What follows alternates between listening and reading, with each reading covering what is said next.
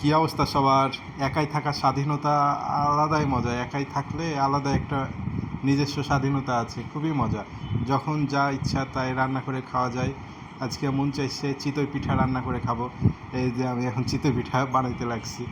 যে যখন যেটা মন চায় তখন সেটা খাওয়া যায়। একাই থাকার এটাই একটা মজা, স্বাধীনতা।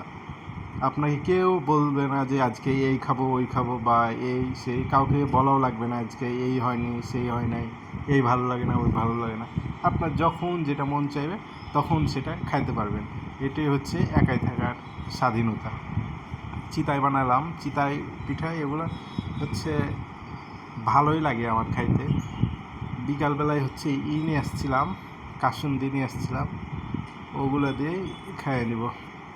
আপনাদের কার কার এই চিতই পিঠা খেতে ভালো লাগে আমাকে জানাবেন। আর আপনারা সবাই দাওয়াত নেন।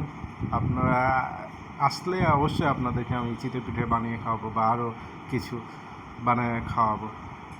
আমার রান্নাবান্না করতে ভালোই লাগে। একাই থাকলে রান্নাবান্না নিজে করে খেতেই ভালো লাগে। যখন যেটা মন চাই এটা সেটা বানাই। গতদিন ফুচকা বানাইছিলাম, লাইভ করছিলাম ফুচকা বানায়, ওইটাও ভালো হয়েছিল ফুচকাটা। আজকে আবার চিতই বানালাম। আমি প্রতিদিনই হচ্ছে এরকম ভিডিও বানাবো, কি কি খাই কখন, এগুলা আপনাদেরকে দেখাবো।